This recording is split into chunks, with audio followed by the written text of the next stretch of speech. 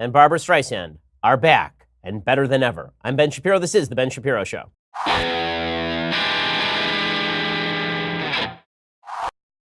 Oh, so many things to talk about because we have one day more until the midterm elections. And tomorrow, we are doing some pretty awesome stuff. So you're going to want to tune in. Not only do I have my normal episode, we also are doing our election night special, which we do for your pleasure, not mine. So be there. I mean, if I'm going to put that sort of sacrifice in, you may as well be there because come on, people, come on. If I'm going to sacrifice my night, you need to suffer with me. But first, let's talk a little bit about what you do for your legal services. So as a business owner, as a person involved in business, we need legal services on a constant basis. And let me tell you something, lawyers are extraordinarily expensive, but LegalZoom is not. And that is why you need LegalZoom. They are there to give you the tools you need so you can focus on running your business. I knew about LegalZoom way back when I was just doing like incorporation documents, when I was doing wills and trusts. But you can use LegalZoom for a wide variety of legal services. More than 1 million Americans have used LegalZoom to start their businesses. But even after your business is set up, LegalZoom can still help you out. Things like lease agreements, changing tax laws, contract reviews, those are all part of running your business. And you don't know what you're doing, which is why you need a lawyer. They even have crafted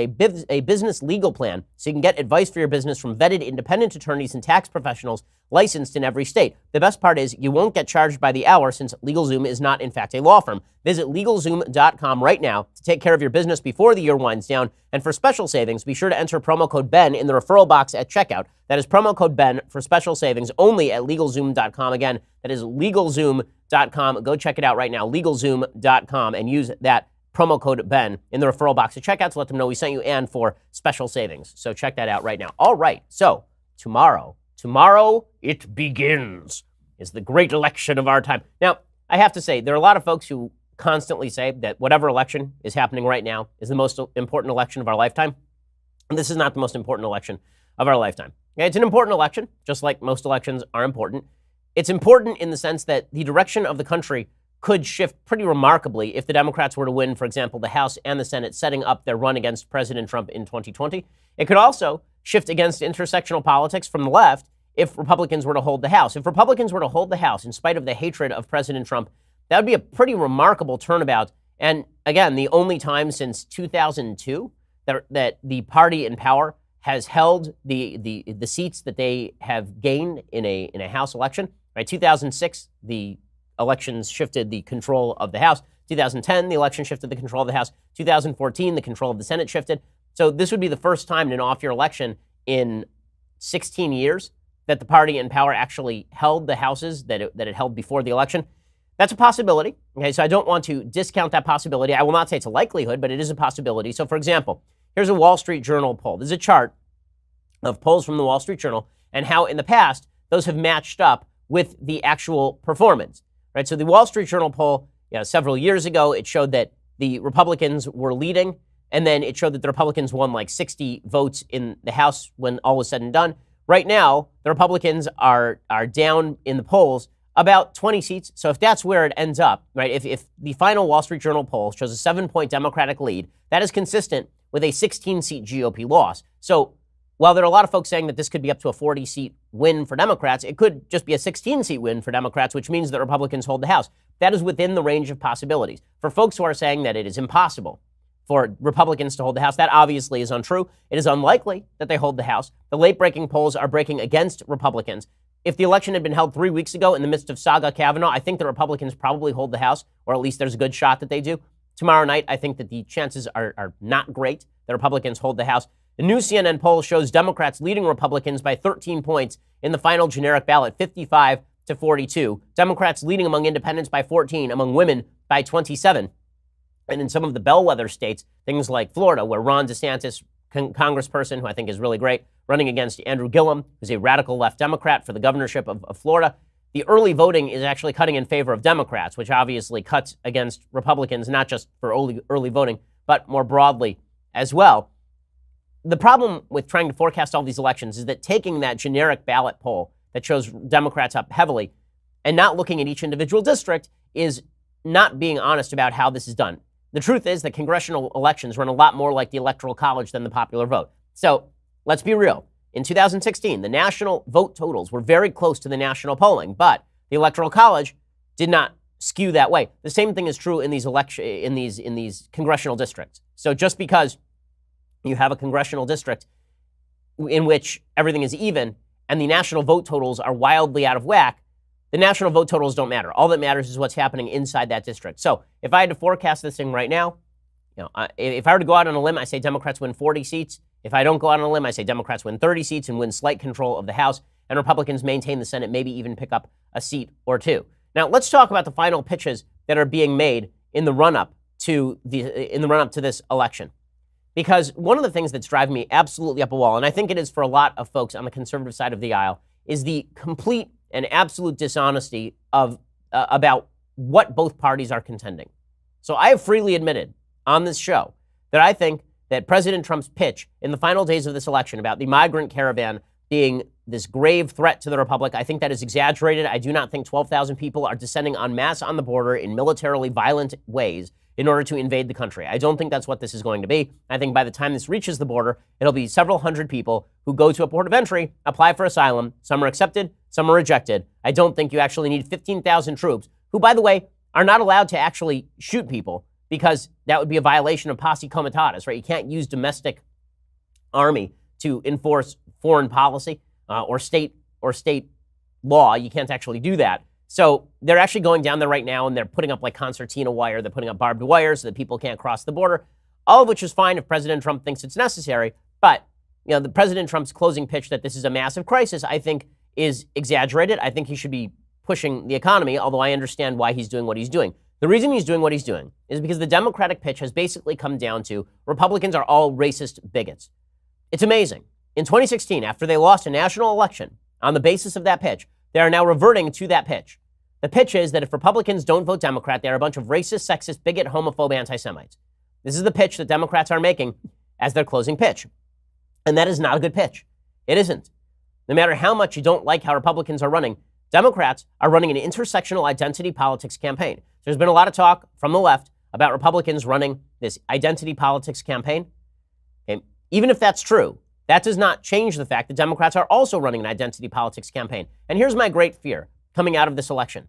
Like, just trying to put on my objective observer cap for 1 second. And listen, I'm a partisan. I want Republicans to win tomorrow. I think that if Democrats take control of the House, then it's going to forward the worst impulses among them, and it's going to lead to terrible, terrible policy. Because it turns out it's not just a rejection of Trump to put Democrats in charge of policy. It also means an embrace of radical left policy.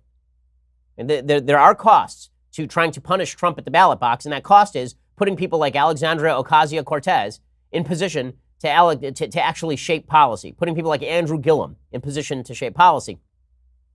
So here's the big problem, putting on my objective observer cap. If you are somebody who doesn't like the tone and tenor of our politics, if the Republicans retain the House, Democrats will become ever more wild, and many Republicans are going to think that President Trump's more ridiculous excesses are good, right? That it's an affirmative recommendation of President Trump's more ridiculous excesses. Just as in 2016, Trump won, and so the party decided what we need is to act more like Trump. You could get that as a reaction from the right to the Republicans winning tomorrow night. On the left, if Democrats win, it's going to be a full-scale belief on the left, and a heartfelt belief that the only way to win elections is to be as vile and nasty and intersectional and slanderous of the other side as humanly possible. So I don't see our politics getting better based on anything that happens tomorrow evening. Now, if I had to measure, where do I think our politics get worse? I think if the left wins tomorrow night, then our politics get significantly worse in a variety of ways. Not only because the Democrats are then emboldened to embrace the worst among them, but also because the Democratic policy comes along with a lot of negatives. Their policy is extraordinarily radical. And I know we've ignored that policy all the way through this election because everything revolves around the black hole of Trumpism. But the fact is that electing Democrats is not a cost-free proposition. And the reason I'm saying this to moderates and leftists in the audience, liberals in the audience, not leftists, liberals in the audience. The reason I'm saying this is because if you want to make every election a referendum on Trump, then what you have to recognize is that there are costs to that referendum. Right? Those costs come in terms of policy. And you can see that the left is already embracing this intersectional politics. They've not moved away from it. They're not unifying the country. The great lie that the Democrats are putting forward and their acolytes are putting forward is that President Trump is dividing the country, but Democrats will unite the country. That is a lie. I think President Trump has been quite divisive on cultural issues. I think Democrats have been just as divisive or more divisive than Republicans. That isn't whataboutism. That's a condemnation of everybody who's attempting to divide us on the basis of politics.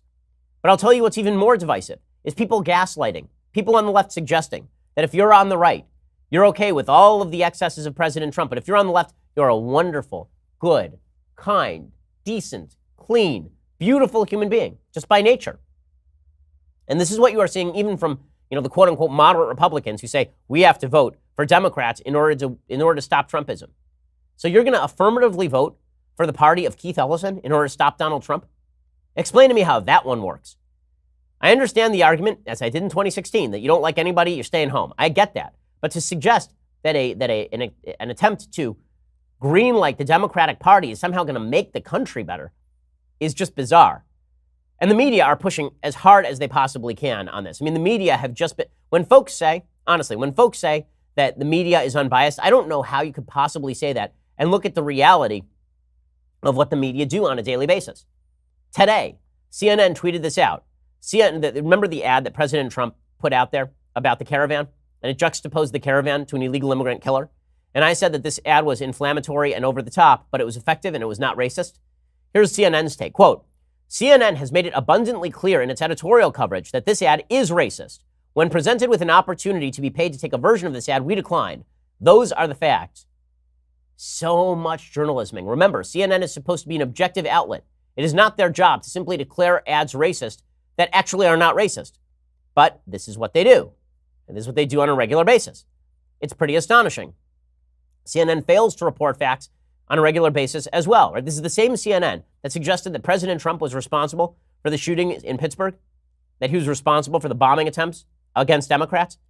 Well, there was a guy who was arrested over the weekend for vandalizing a synagogue in New York City. CNN failed to report that this guy was a Democratic activist who volunteered on Obama's presidential campaign and was a former City Hall intern who worked on combating hate crimes. That's CNN, factual CNN. And it gets worse.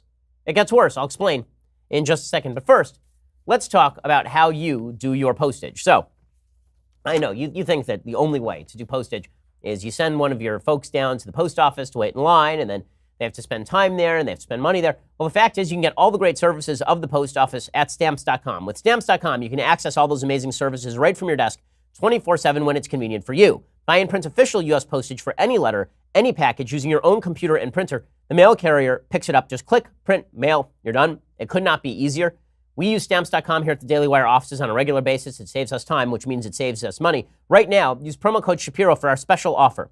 Up to $55 of free postage, a digital scale, and a 4-week trial. Go to Stamps.com. Before you do anything else, click on the radio microphone at the top of the homepage and type in promo code Shapiro. Again, that's Stamps.com. Enter promo code Shapiro. Stamps.com. Use that promo code so you get that free offer. Again, $55 free postage, a digital scale, and a 4-week trial when you go to Stamps.com and click on that radio microphone at the top of the page and type in Shapiro. Go check it out right now. That's Stamps.com, promo code Shapiro.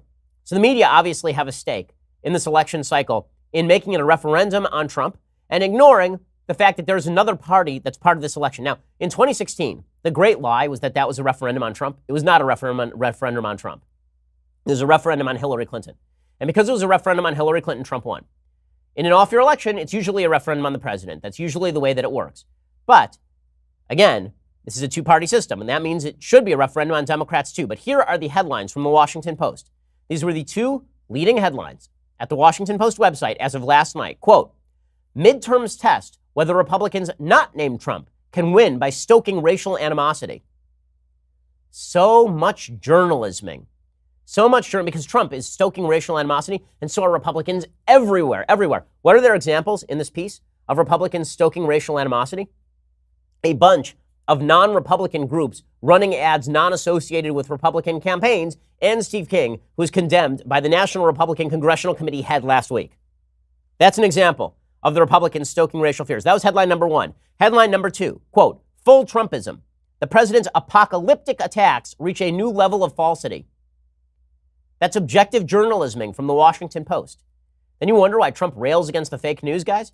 That's why he's railing against the fake news. Sometimes he's being overbroad. Sometimes he's attacking people because they are covering the news. But when he attacks the Washington Post for this sort of coverage, that is not wrong. I don't remember any similar headline about Barack Obama in the aftermath of, if you like your doctor, you can keep your doctor. I don't have the executive power to greenlight illegal immigration, and the Iran deal is going to be fantastic because the Iranian regime is moderating. I don't remember any of this sort of media coverage from the Washington Post. The president's apocalyptic attacks reach a new level of apocalyptic? What is Trump bringing about the apocalypse? We have 3.7% unemployment and record economic growth. Where's the apocalypse exactly? But this sort of media coverage has become the usual on the left, because if they want to make it a referendum about Trump, that's the only way they think they can win. And you will see that the intersectional politics of the left has reached epic proportions. Again, more media bias. ABC News trotted out this chart. Okay, here's a chart that ABC News trotted out. It said, candidates going into the general election, including House, Senate, and governor's races. Female, 278 candidates, 214 Democrats, 64 Republicans. Non-white, 202, 148 Democrats, 54 Republicans. Openly LGBTQ, 25, all Democrats. Okay, so here's the question. Who gives a crap? Right? Who cares? Who cares how many candidates are female or non-white or openly gay or transgender? Like, who cares about that? ABC News cares, because they are deeply involved and ensconced in intersectional politics. When folks claim that Trump is using identity politics, remember, the identity politics did not start on the right, it started on the left. But if you're going to run a campaign and you got nothing else to run on, you have to run against Trump's quote-unquote identity politicking. So Anna Navarro, who is the left's favorite Republican, which is to say she's no longer a Republican, she was on CNN with Chris Cuomo, a.k.a. block of human, actually like a block of wood. And here is Anna Navarro explaining that Trump is a racist pig. And this, of course, makes Democrats very happy to hear. CNN has lost, honestly, they've lost the thread over at CNN. Whatever they think they are obviously just a wing of the Democratic Party. I think they're more radical than MSNBC at this point, which is an amazing thing to say. But this is what it is. So Anna Navarro making the case that Trump is a racist pig, therefore vote for Democrats. Yeah, sign me up in the category of the people who think he's racist. He has said so many racist things. When you don't want to talk policy, you call him a racist. It's the scarlet R now. Central Park 5. We gotta go. We'll take it up again after the election. Central Park 5. Mexicans are racists, are criminals and rapists. El Salvador and Haiti are holes. He is a racist pig. Okay, so he's a racist. They're going to shout that on TV until they win. Okay, they're not going to put any of those things in context or simply say, okay, fine. So Trump says things that I think are racist. Does that mean that I have to vote against the entire Republican Party? Are all of those people the same as President Trump? Of course not. But here's the thing. So Anna Navarro writes a piece over at CNN, and it's telling. Right? She says, my Florida absentee ballot had been sitting on my kitchen counter unopened for more than 2 weeks. Every day I avoided it as if it was a Zika-infected mosquito. I finally filled it out, and then I schlepped it in my bag for a few more days before putting it in the mail. I was giving myself a chance to change my mind. I wanted to delay the unavoidable. I am a lifelong Republican. Since I began voting, I've always voted for Republicans running in state races in Florida. This year, I filled out my ballot for Democrat Andrew Gillum, and on Thursday, I put it in the mail. Ron DeSantis, a Republican, ran a primary campaign in which he portrayed himself as Donald Trump's mini-me. His signature issue during the primary was building a wall, which is weird because Florida is not a border state. It's a peninsula surrounded by water on 3 sides. I don't want a Trump echo chamber for governor in Florida. I want a governor who puts the interest of the state above loyalty to a president of his party. But I also didn't want to vote for Gillum. I'm a centrist. He's a progressive. That word kind of scares me. He wants to raise corporate taxes. I'm against that. I think it would impede Florida's economic growth. There's an unresolved issue of an FBI investigation involving the city of Tallahassee while he was mayor. Well, the unresolved issue is that he was likely involved in corruption and targeted by the FBI for that corruption in public-private projects. He says, there are loyalty issues for me. Jeb Bush is supporting DeSantis. But then he says, this is Anna Navarro, the 2016 election taught us all an important lesson. Some things in life are binary choices. There is too much at stake in these elections. Often in Florida, elections are decided by 1 percentage point or less. Writing in Mickey Mouse is not an option. And she says that simply because DeSantis is supportive of Trump, that means that she can't vote for DeSantis. And then she cites Caesar Sayoc, who is that crazy person with the Trump van who is sending pipe bombs to people. It's astonishing. So her solution is, I'm now going to vote for Andrew Gillum. Right? His response to Charlottesville, she's talking about Trump, the Muslim ban, the national anthem controversy, the list is endless. It disgusts me that not even a week after a madman who may have been triggered by the hysteria surrounding migrants killed 11 Jews in a house of worship in Pittsburgh, Trump is back to his old playbook of demonizing immigrants. Gillum is out there, a happy warrior campaigning on a positive message. So in other words, you think that Trump is all of these bad things, so you're going to vote for Andrew Gillum, a radical leftist who is a close associate of Dream Defenders, an intersectional racist group that is wildly anti-Israel, who's deeply involved in corruption in the city of Tallahassee, and you're going to do all of this because Ron DeSantis is nice to Trump? So your solution is to vote for a radical Democrat because you don't like Trump, who, believe it or not, is not on the ballot tomorrow? That's your solution? This is why I have to say, I think that all of this is just a lie. I think the folks who are voting Democrat tomorrow, a lot of the folks who are voting Democrat who proclaim themselves moderates, are forcibly blinding themselves to what the Democratic Party is in order to reach that conclusion.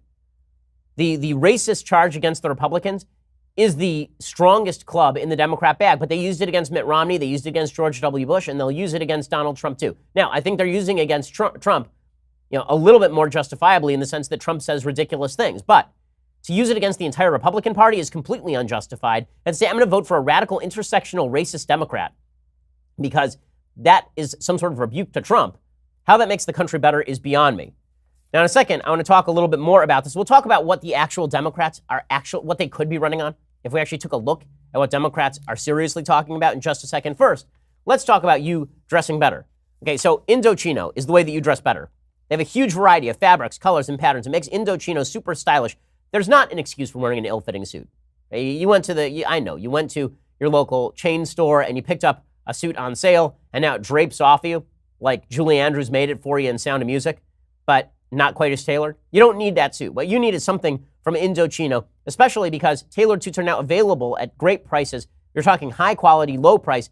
It's a unique experience actually at Indochino. You are playing designer in consultation with their style guides. I went over to their Santa Monica offices. I had a tailor outfit me. I actually went there in person, checked out all the fabrics, checked out all of the designs. They have monograms, they have lapels.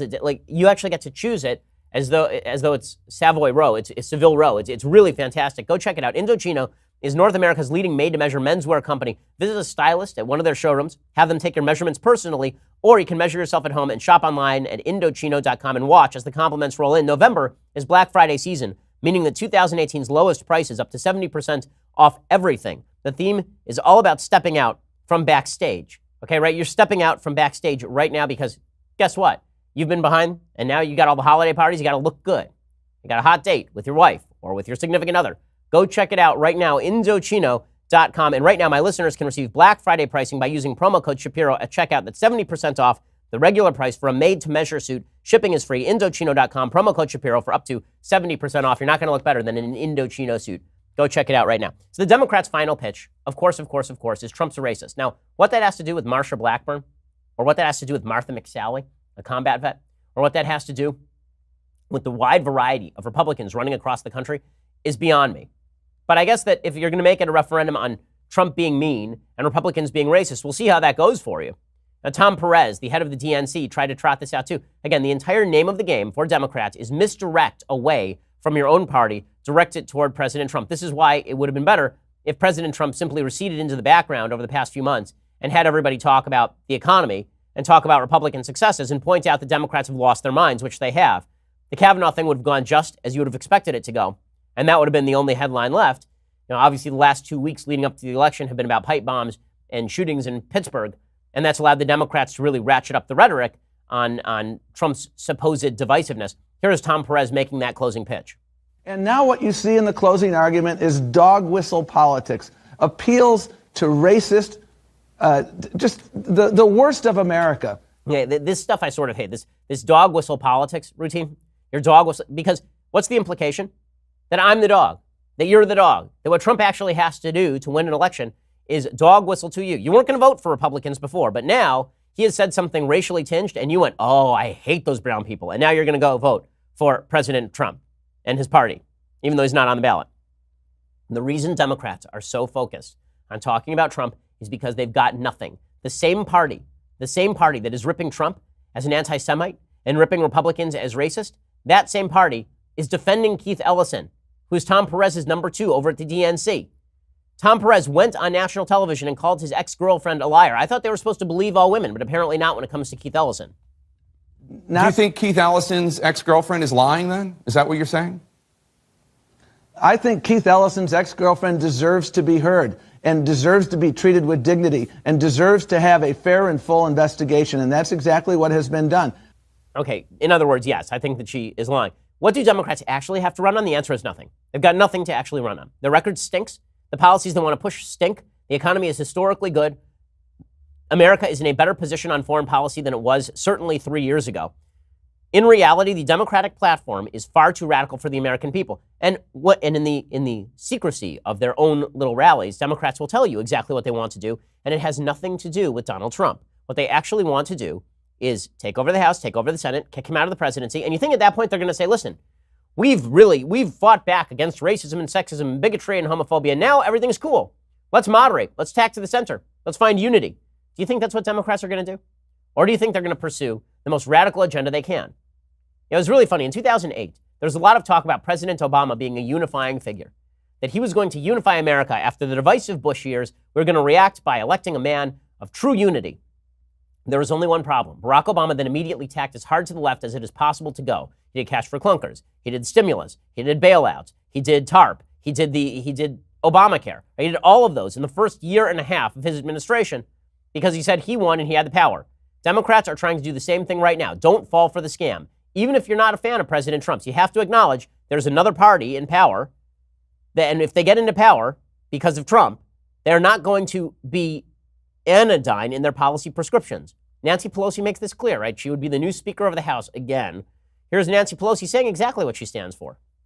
San Francisco values, that's what we're about. The city of St. Francis, the city whose anthem is the Song of St. Francis, make us an instrument of thy peace. Darkness, light, despair, hope, hatred, love, all of that. That's who we are. Our hearts are full of love for everyone in our country. Colleagues have honored me with titles and this or that, and I say to them, I'm very honored. But I had no bigger honor than to walk onto the floor of the House and speak for the people of San Francisco. Okay, San Francisco is the most left-leaning city in the United States, and she is saying that our politics are the politics of San Francisco, the politics of poop on every corner, the politics of sanctuary cities, the politics of extraordinarily high taxes and extraordinarily high real estate prices, the politics of a city that used to be nice, now falling into ruin because of Democratic policy. Right? That is the politics of Nancy Pelosi. And if we got past Trump, we would recognize that if it were a referendum on Democratic policy, people would react badly. And it's not just Nancy Pelosi. When Democrats are forced to embrace their own agenda, it's pretty obvious what they want here. Democrats have not made an affirmative case why you should vote for them. They make a case why you should not vote for President Trump. They say he's divisive, but they themselves are just as divisive or more divisive. And not only that, their policies are significantly more radical. Jake Tapper on CNN did a good job of pushing Stacey Abrams. Stacey Abrams is the Democratic gubernatorial candidate in Georgia. She's running in a relatively close race. She as a representative, pushed a bill for gun confiscation. Here's Tapper pushing her on it. Your co-sponsor told reporters the law, quote, would require gun owners of these particular models to turn their guns in. And again, my point is this. The legislation introduced was the beginning of a conversation. I am absolutely certain that were we to pass this in Georgia, we would have a conversation about grandfathering in, about whether or not people would turn their guns in, whether there would be buybacks. Well, just to be clear, though, I'm just trying to understand. So you don't support the actual legislation? You just support having a conversation about it? No, what I've said is legislation in the state legislature is about starting the conversation. So here's the deal. Democrats don't have an agenda to run on. The agenda they've been pushing is really just an agenda of Republicans are racist, sexist, bigot, homophobes. The same agenda they've been pushing my entire lifetime, basically. They're pushing that same agenda now. And on top of that agenda will be a bunch of bad policy. Because this is what they always do. What they do is they say, okay, 2008 was a referendum on Republican leadership. And then Barack Obama came in and he said, no, what this really was a referendum on was nationalized health care, which it certainly was not. The Democrats today and the Democrats in the media are lying, and they are saying this election is about Medicare. It's not about Medicare. People are not voting based on Medicare. They are voting based on whether they like Trump or not. It's that simple. This is a referendum on President Trump. And the problem with referenda on particularly partisan political figures is that it ignores what's going to happen after the referendum, which means that there's going to be a policy shift. And so Democrats, in the end, what are they really campaigning on? Are they really campaigning on Stacey Abrams' gun control or on Medicare? Or on Social Security? Are they really campaigning on any of those things? No, what they are really campaigning on is we think that there is one side of the country that is hateful and terrible. Vote for us. How do we know this? Because this is what they're campaigning on. I mean, they're not hiding the ball here. President Obama back on the stump, and he is saying President Trump is super duper duper corrupt. I'm like Mike, I'm best. He's standing there in front of Andrew Gillum. He's in front of Andrew Gillum, a man actively under investigation by the FBI for corruption. Right? Andrew Gillum was handed Hamilton tickets by an undercover agent for the FBI in a sting operation designed to ferret out corruption in Tallahassee city government. And Barack Obama is standing in front of him at a rally saying Republicans are corrupt. Here's Barack Obama. Promised to take on corruption. Instead, they have racked up enough indictments to field a football team. I didn't have anybody in my administration get indicted. I mean, I just thought that's how you're supposed to do things. Well, right. What you thought is that your own attorney general would be held in contempt by Congress, and then you'd assert executive privilege to shield him, and then you'd make sure that your DOJ didn't prosecute anybody. The fact that there were no indictments during Obama's administration demonstrates the complete partisan hackery of his own DOJ. The fact that there are indictments coming out of the Trump administration is actually better evidence that his DOJ is honest than that Obama's was. Jeff Sessions is an honest man. DOJ is doing a good job investigating and ferreting out corruption even inside the party that exists. Barack Obama politicized his DOJ to the point that Lois Lerner actively cracked down on Republican 501c3s, and his DOJ did nothing about it, nothing. And that's evidence of his non-corruption. I wrote an entire book called The People versus Barack Obama. It's 200 pages about why people inside the Obama administration should have been indicted. Okay, and Obama's suggestion is that the other party is corrupt. All they've got. This is all they've got.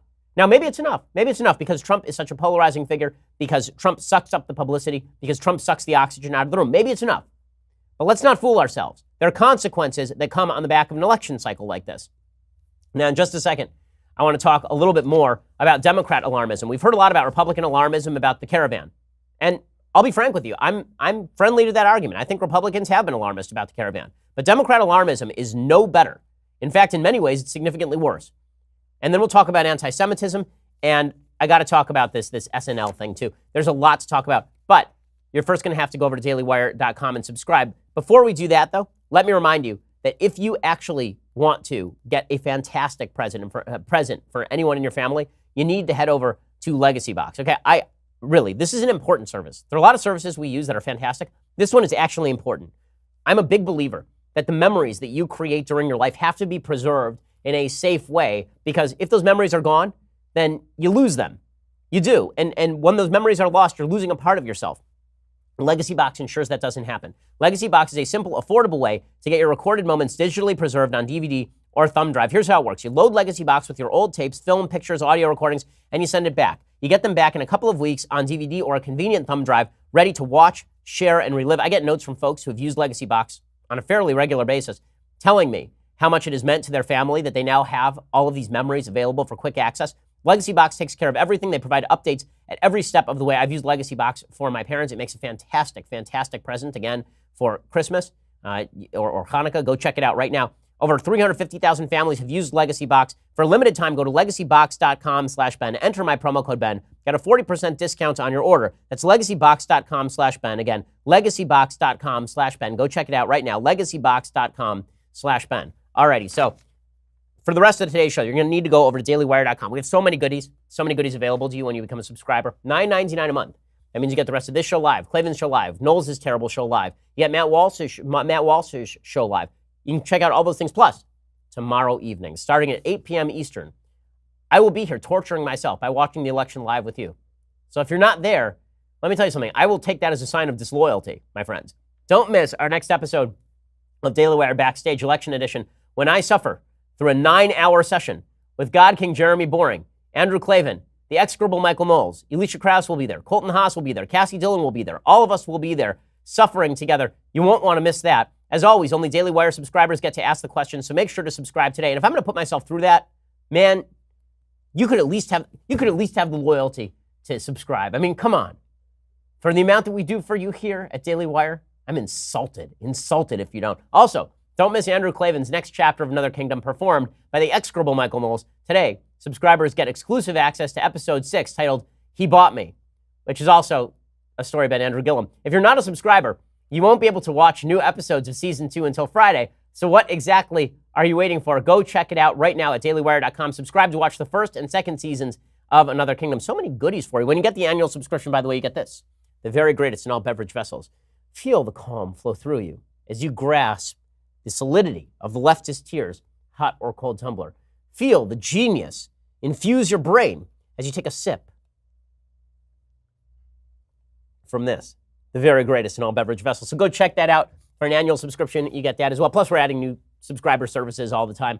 You're going to want to be part of the team, and we really appreciate you working with us. We are the largest, fastest growing conservative podcast in the nation.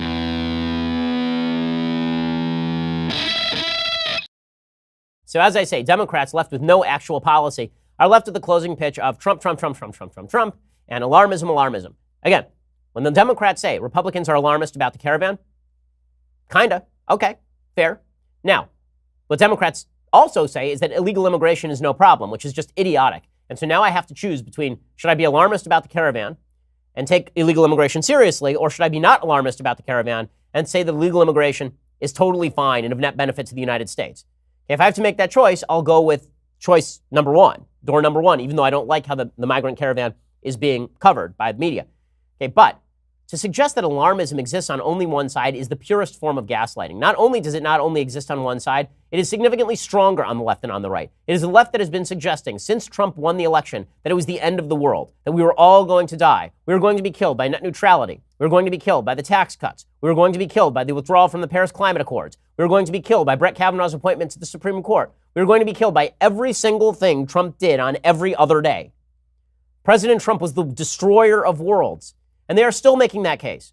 So if alarmism is a problem, then you might want to think about which party's actually been more alarmist, okay? And which party is being more dishonest about that alarmism. Like, look, here's Maxine Waters saying that President Trump is promoting violence. Maxine freaking Waters, okay? She's out here in California. I'm old enough to remember the LA riots when she called it an LA uprising and suggested it was fine for people to bust into other people's stores and loot things because of racial anger.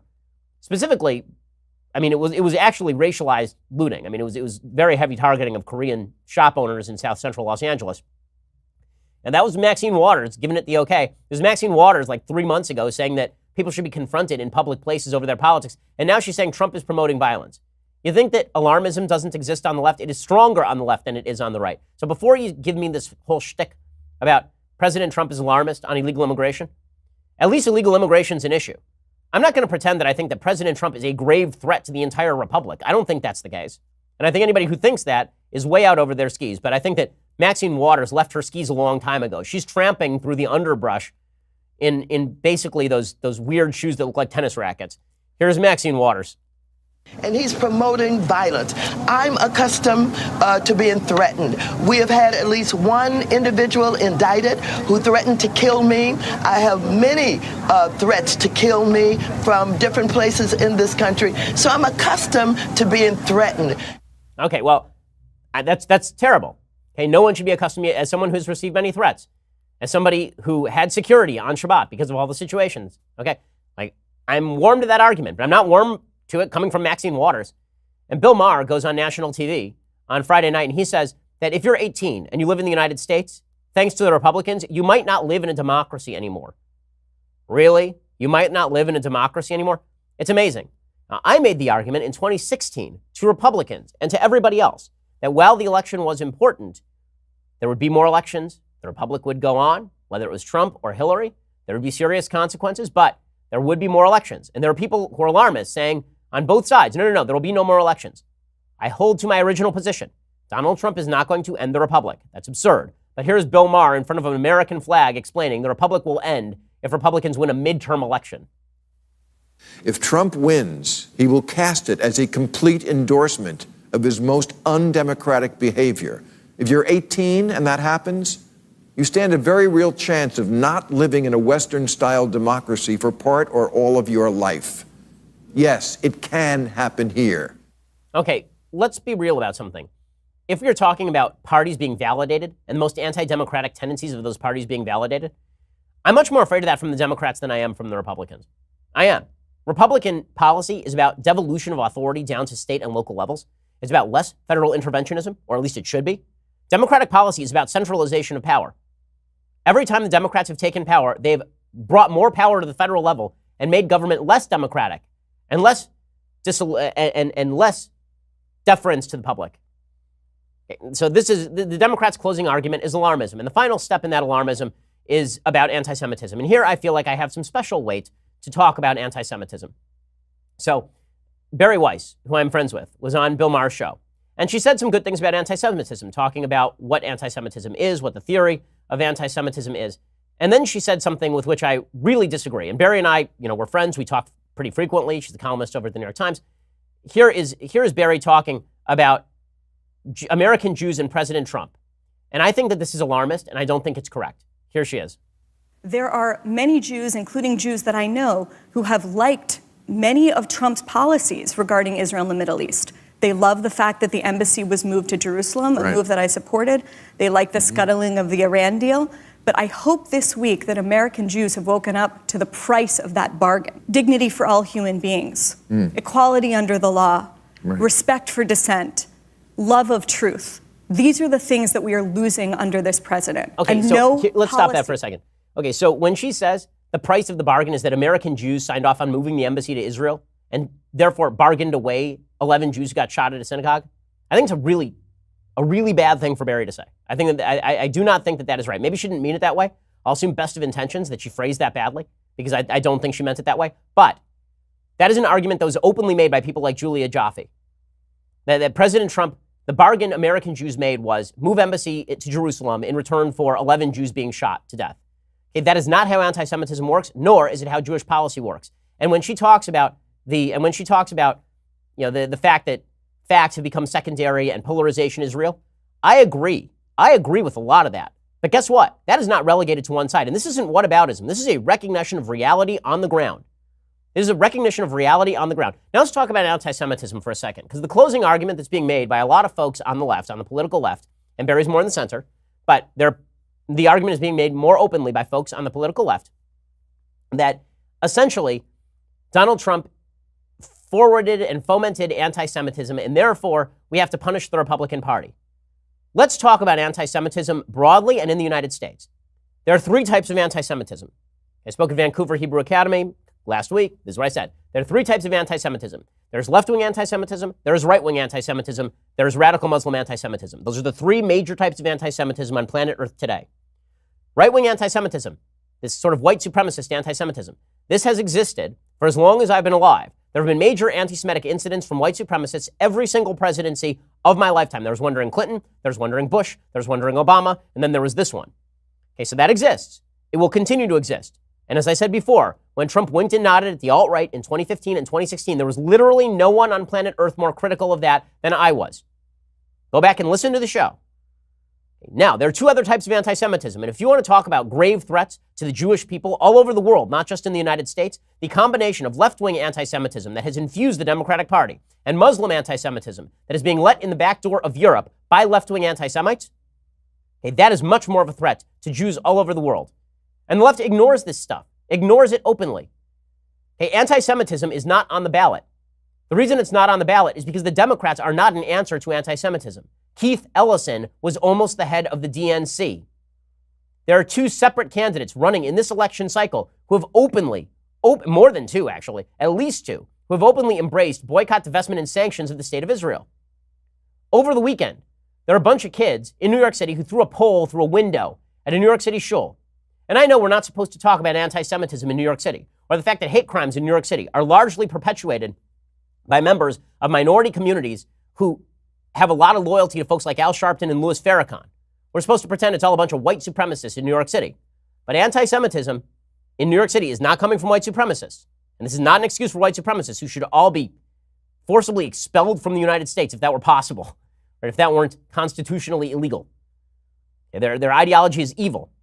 But to pretend that endorsement of the left is somehow fighting back against anti-Semitism is nuts. It's just nuts. And to pretend that the mainstream policy of both political parties is widely disparate is also nuts. The Republican Party is far more philo-Semitic in policy and attitude than the Democratic Party is. They are. And I understand that there are folks on the left who want to suggest that anti-Semitism is related in essence to Jewish left-wing politics, and that the real reason for anti-Semitism is because Jews are left-wing. That is not the real reason for anti-Semitism. The reason for anti-Semitism is because of anti-Semitism. People hate right-wing Jews, they hate left-wing Jews, they hate Jews. Now, I want to discuss that a little more in just a second. So let's talk about the policies, the varying policies with regard to Jews on both sides of the political aisle. So first of all, Louis Farrakhan, right? I know people pretend that Louis Farrakhan isn't a relevant part of America's public life. That is a lie. Louis Farrakhan is a relevant part of American public life. It was Bill Clinton standing next to him at Aretha Franklin's funeral like a month ago. Louis Farrakhan went over to Iran where he chanted death to the Jews in Persian. Israel, Malk Bar. Israel. Malk Bar. Yes. Okay, so really good guy, Louis Farrakhan. We still haven't heard from Linda Sarsour on this. We still haven't heard from any of the Democratic Party higher-ups on all of this. Okay, there's a woman named Ilhan Omar who is running for Keith Ellison's old seat. She's probably going to win. Okay, she has engaged in openly anti-Semitic rhetoric. The Democratic Party embraces her and champions her as a part of their intersectional coalition. Okay, Ilhan Omar is as far left as humanly possible. Here's what she tweeted in 2012, quote, Israel has hypnotized the world. May Allah awaken the people and help them see the evil doings of Israel. Okay, so she is, again, these folks are part of the Democratic Party base. And not only part of the base, they are part of the actual Democratic Party. Now, there are folks on the left who say, well, what about Steve King? People like Steve King. Steve King has flirted with white supremacist groups in recent months. He flirted with a woman named Faith Goldy up in Toronto who has a history of being involved with white supremacist causes. He went over to Europe and hung out with the Freedom Party in Austria. All of these are bad moves. And you know what happened? The NRCC condemned him. When's the last time Ilhan Omar was condemned by anyone? Or Alexandria Ocasio-Cortez, by the way, who's an ally of Linda Sarsour and Ilhan Omar. Meanwhile, the Democratic Party is the same party that greenlit the Iran deal while claiming that Israel was to blame for all of the problems in the Middle East. It was the Democratic Party that tried to cut off support for Israel in the middle of the Gaza war in 2014. It was Barack Obama who lied, who let the Iranian regime slaughter people in the streets in 2009, then lied about their moderation in order to push forward his crappy Iran nuclear deal. So to pretend that the only threat to Jews is white supremacists who are active on Reddit boards and therefore vote for Democrats, it's like saying that there are right-wing anti-Semites in Britain who have been promoted by the Conservative Party or UKIP, therefore vote for Jeremy Corbyn and Labor. No. The Trump administration, by the way, is also fighting back against anti-Semites around the world. Here's Mike Pompeo talking about new sanctions on Iran. These sanctions apply to those who conduct sanctionable transactions. The Treasury has a set of sanctions. The State Department has its own set of sanctions. Those will all come back into place on Monday of this week, and they'll be the toughest sanctions ever placed against the Islamic Republic of Iran. Now, I know that we may be too stupid to hold two truths at once, but there are a couple of truths we need to hold at once. One, Trump can say some bad stuff that I don't like. Two, his policy can be extraordinarily pro-Jew and pro-Israel. Both of those things are true. And here's the truth about the Democrats. A lot of Democrats say some pretty horrible things about Jews, and their policy is anti-Israel. So there's that as well. Okay, all of these things can be true at once. It means that politics is complex and nuanced. But the Democratic Party, like the reactionary nature of, I don't like Trump, therefore I'm going to vote for the party of Andrew Gillum and Ilhan Omar and Alexandria Ocasio-Cortez with the ideology of Jeremy Corbyn. You explain how that's logical to me. That makes perfect sense. Only if you're, honestly, if you lost the thread. Okay, time for some things I like and some things that I hate. So things that I like today, first of all, since there is one more day, I felt it necessary to play the only other good number from Les Mis. The first good number from Les Mis, I've sung myself, Stars. It's not a good performance, but if you want to actually go see a good performance, you can go see, I think it's, what's the name of the guy who plays it? Philip Quast? Who played the original Javert, who's the hero of Les Mis. But here is One Day More, which is the culminating number of the first act. This musical is about 3 years long, so the good news is when you hit the end of the first act, you're only, a year and a half older. Here is One Day More from Les Mis, the best number in the show.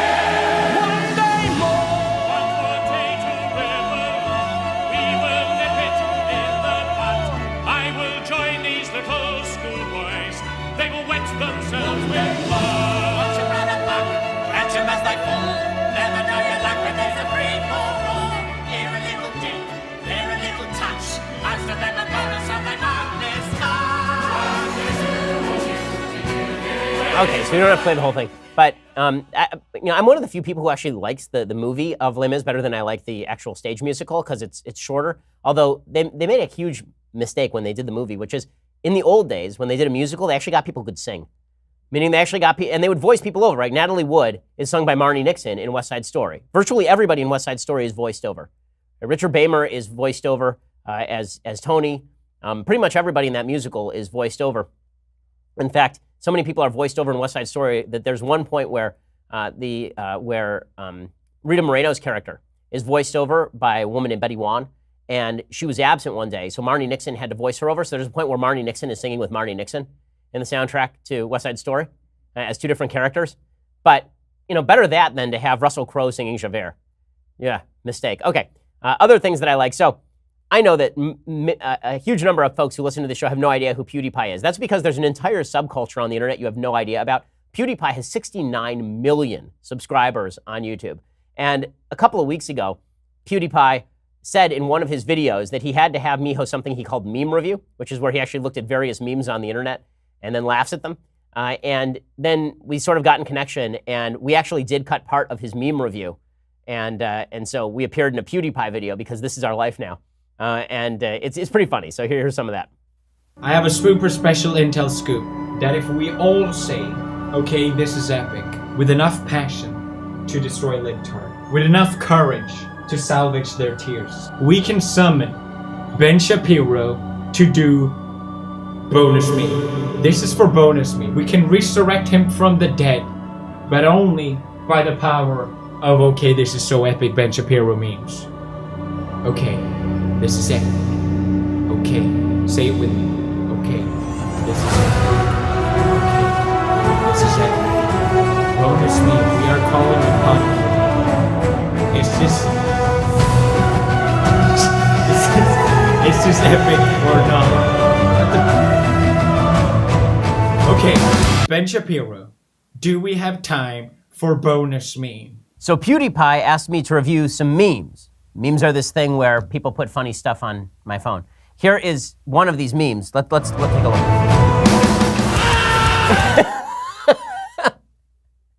So it's really funny. And again, this has like 5 million views. This silliness is like 5 million views in 2 days over at PewDiePie. So thanks to PewDiePie for making that happen. And thanks to my staff for humoring all of us in doing that. It's pretty funny. So you can go check that out. Okay, time for some things that I hate. So the character attacks on Republicans are not restricted, of course, to President Trump. Every Republican is evil in the view of a lot of Democrats. Gloria Steinem, who knows as much about marriage as your average duck, she suggested that Brett Kavanaugh, she hates Brett Kavanaugh. Why does she hate Brett Kavanaugh? Because something. She says the only thing worse than Brett Kavanaugh on the Supreme Court is being married to him, because the woman who said that a woman needs a man like a fish needs a bicycle is an expert now on marital accord. Here's Gloria Steinem. Finally, the interviewer asked her a question, and he answered. I mean, she opened her mouth, but nothing came out. That moved right in. That says it all, right? I mean, the one thing worse than having him on the Supreme Court is to be married to him.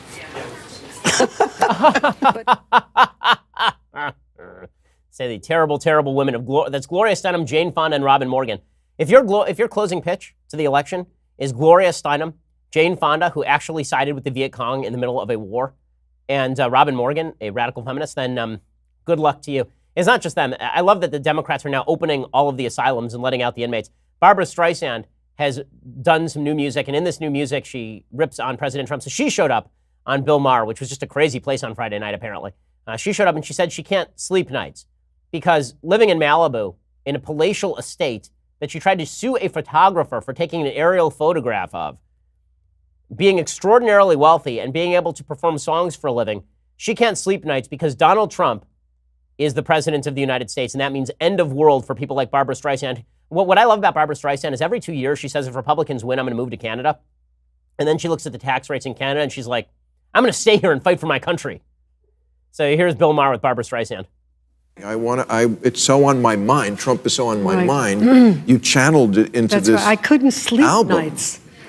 And so I was thinking, oh my God, now the photographs in my head, the pictures, the children being ripped out of the arms of their parents. Okay, so Yes, I'm sure that she was very deeply worried about the children being ripped out of the arms of their parents when it was Barack Obama doing it. Now, of course, she can't sleep nights about it. But it is true that folks in California who live in like the richest areas, who go to the finest restaurants, who sit there shipping $100 bottles of Chardonnay at lunchtime before going back to their offices where they do minimal work on the arts and then gaze at their Warhol paintings. Like, those people are so upset about Trump because in the end, these elections are really about character. And unfortunately, no one has any. So that's what it's become. It's become a referendum on character. Everybody thinks the other side is evil, and nobody is able to make anything like a compelling political argument for their positions. There's that. Okay, final thing that I hate today. I do have to acknowledge the insane irony of this headline from the New York Times. Brian Kemp's office, without citing evidence, investigate Georgia Democrats over alleged hack. Here's the story. For weeks, Brian Kemp, the Georgia Secretary of State and Republican candidate for governor, has faced accusations that he is trying to suppress the minority vote in his race against Stacey Abrams. And just days ago, a federal judge ruled the state needed to adjust elements of its so-called exact match voting requirement, calling them needlessly burdensome. Now, in what Democrats said was a desperate attempt to deflect attention just 2 days before a crucial midterm, Mr. Kemp used his official position Sunday to announce, with scant evidence, that the Democrats were under investigation for allegedly trying to hack the state's voter registration files. Weird. Let me just change a couple of words there, and then we'll reread that again. For weeks, Barack Obama, the President of the United States, and his Secretary of State, Hillary Clinton, faced accusations that they were trying to suppress Republican votes in their race against Donald Trump. And just days ago, a federal judge ruled that the federal government needed to adjust elements of its requirements, calling them needlessly burdensome. Now, here's the part. Now, in what Republicans said was a desperate attempt to deflect attention, just 2 days before a presidential election, Hillary Clinton and Barack Obama used their official position to announce with scant evidence that the Republicans were under investigation for allegedly trying to hack the election. Weird how the New York Times is totally cool with all sorts of allegations without serious evidence that the Republicans were hacking the election. But as soon as it's a Georgia Republican investigating, then all of a sudden it's scant evidence. How dare he? Weird how that works. Very, very weird. It's almost as though the media are biased. Okay, well, we'll be back here tomorrow with the final episode before the election results start to roll in. Try to rest up because tomorrow is going to be a long day, particularly for me. So I'll be there with you then. I'm Ben Shapiro. This is The Ben Shapiro Show. The Ben Shapiro Show is produced by Senya Villarreal, executive producer Jeremy Boring, senior producer Jonathan Hay. Our supervising producer is Mathis Glover, and our technical producer is Austin Stevens. Edited by Alex Zingaro. Audio is mixed by Mike Caramina. Heron